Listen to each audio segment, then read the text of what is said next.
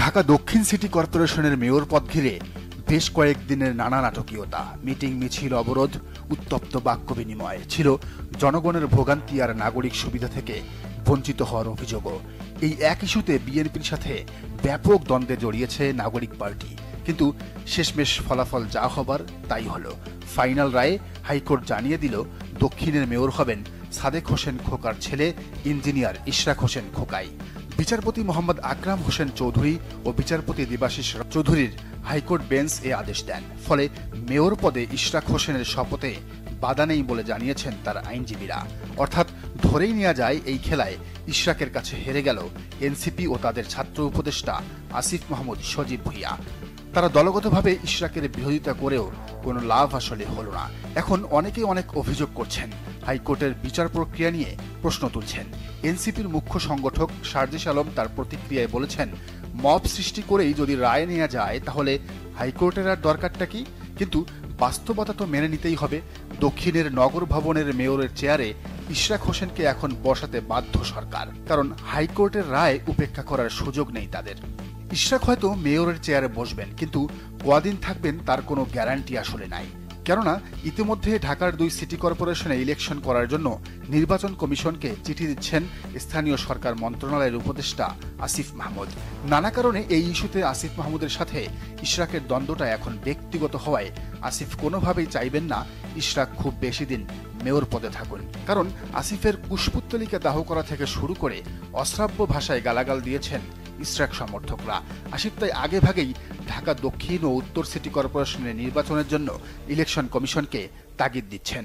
সূত্রগুলো বলছে, ডিএসসিসি নিয়ে উদ্ভূত পরিস্থিতি এবং নাগরিক সেবা বিঘ্নিত হওয়ায় সংকট নিরসনে সরকার ঢাকার 2 সিটি কর্পোরেশন নির্বাচনের উদ্যোগ নিয়েছে।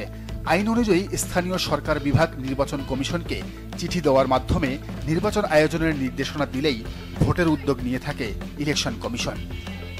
ইসিও বলছে, আগে কোন নির্বাচন হবে সেটা সরকারই সিদ্ধান্ত নিবে, কমিশন শুধু সেই সিদ্ধান্ত বাস্তবায়নের কাজ করবে। তার মানে এমনও হতে পারে ইশরাক শপথ নেয়ার আগেই খেলাটা খেলবেন আসিফ মাহমুদ। যেহেতু ইলেকশন আয়োজনের ক্ষমতা তার আছে, ফলে তিনি যদি ইলেকশন কমিশনকে বলেন 1 মাসের মধ্যে ইলেকশন দিতে, তাহলে হয়তো আটকেই যাবে ইশরাকের শপথ অনুষ্ঠান। ঘটনা এখানেই, যদি সত্যি সত্যি ঢাকা উত্তর ও দক্ষিণ সিটি কর্পোরেশন নির্বাচন হয়, তাহলে প্রার্থী হবেন কারা? পারিবারিক ঐতিহ্যের কারণে সাদেক হোসেন খোকার ছেলে বিএনপি থেকে নমিনেশন পাবেন, এটা শতভাগ নিশ্চিত বলা যায়। তারেক রহমান নিজে ইশরাককে সেভাবেই গড়ে তুলেছেন। এর আগেও ইশরাক নির্বাচন করেছেন এই সিটি কর্পোরেশনে। পুরান ঢাকার ছেলে হিসেবে এখানেই এমনিতেই ইশরাকের ভালো প্রভাব রয়েছে। ক্লিন ইমেজ আর কর্মী বান্ধব নেতা হওয়ার কারণে ইশরাক ভোটের মাঠে এগিয়েও থাকবেন। যদিও সাম্প্রতিক নানা ইস্যুতে ইশরাক বিতর্কে জন্ম দিয়েছেন, হয়েছেন সমালোচিত।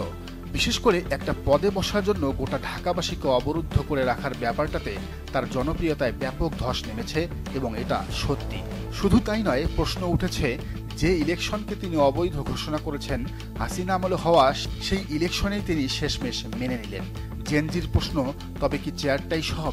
আর এই প্রশ্নে ভোটও কমবে ইশরাকের। পরিবর্তিত রাজনৈতিক প্রেক্ষাপটে আওয়ামী লীগ ইলেকশন করতে পারবে না, কারণ তারা এখন নিষিদ্ধ দল। ফলে মেয়র হানিফের ছেলে খোকন কিংবা সাবেক মেয়র তাপসকেও হয়তো দেখা যাবে না নির্বাচনী মাঠে।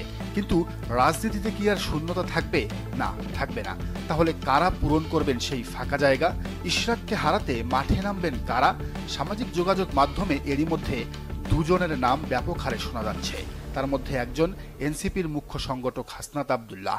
তার পক্ষে প্রচারণা চালাচ্ছেন দল ও দলের বাইরের অনেকেই বলছেন, হাসনাত এনসিপির মধ্যে এমন একজন পাবলিক ফিগার যার জনপ্রিয়তা এখন ইনট্যাক্ট। তার গায়ে গাড়ি ছাড়া তেমন কোনো বিতর্কের কাদা এখনো লাগেনি, বরং আওয়ামী লীগ নিষিদ্ধে প্রধান চরিত্র হিসেবে ভূমিকা রাখায় জনপ্রিয়তা আরও বেড়েছে।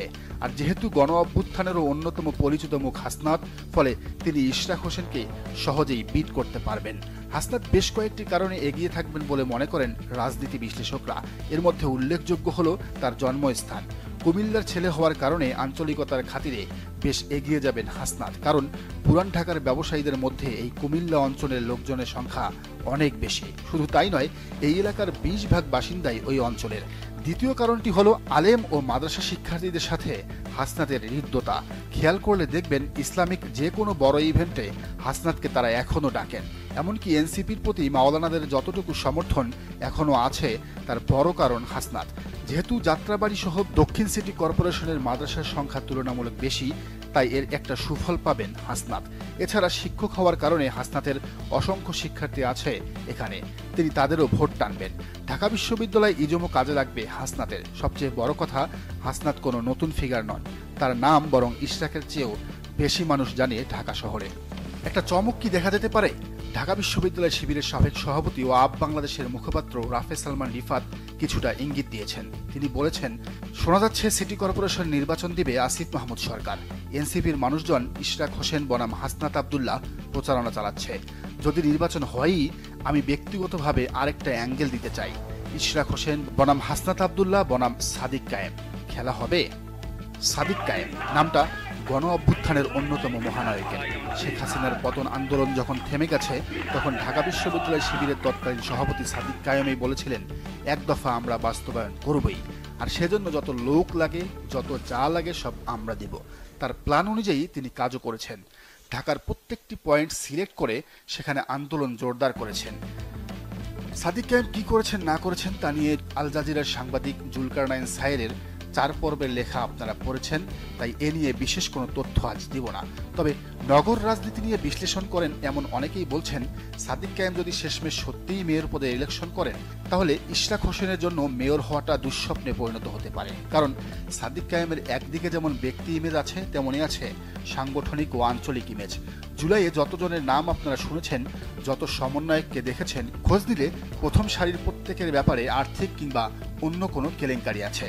কিন্তু একমাত্র এই সাদিক কায়েম যিনি কোনো বিতর্কে এখনো জড়াননি, উপদেষ্টা হওয়ার সুযোগ আসার পরেও লোভে পড়েননি, বরং জামাতের প্রতি আনুগত্যের কারণে উপদেষ্টা হওয়ার প্রস্তাব প্রত্যাখ্যান করেছেন। এখানেই তার প্লাস পয়েন্ট। জামাতের ঢাকা উত্তরের প্রার্থী হিসেবে শিবিরের সাবেক সভাপতি মোহাম্মদ সেলিম উদ্দিনকে ঠিক করলেও দক্ষিণে তাদের ক্যান্ডিডেট নাই, আর থাকলেও সাদিক কায়েমের মতো এতটা পরিচিত ফেস নন। তাছাড়া নিবন্ধন না থাকায় দলীয় প্রার্থী দেয়া নিয়েও আছে জটিলতা। সব মিলে বাংলাদেশ জামায়াতে ইসলামী ও ইসলামী ছাত্র শিবিরের প্রার্থী যদি জুলাইয়ের নায়ক সাদিক কায়েম হন, তাহলে সত্যিই একটা খেলা হতে পারে। এক্ষেত্রে এমনও হতে পারে হাসনাত আবদুল্লাহ নিজেই সাদিক কায়েমকে সমর্থন দিয়ে বসে যাবেন। বিএনপির ইশরাক হোসেন বনাম জামাত শিবির আপ বাংলাদেশ জুলাইয়ের সাদিক কায়েম খেলাটা কি জমবে? কি মনে হয় আপনার? জানান কমেন্টের ঘরে। আর এই চ্যানেলে নতুন হলে ও রাজনীতির নিত্য নতুন তথ্য ও বিশ্লেষণ পেতে চ্যানেলটি সাবস্ক্রাইব করে বেল আইকনটি বাজিয়ে দিন।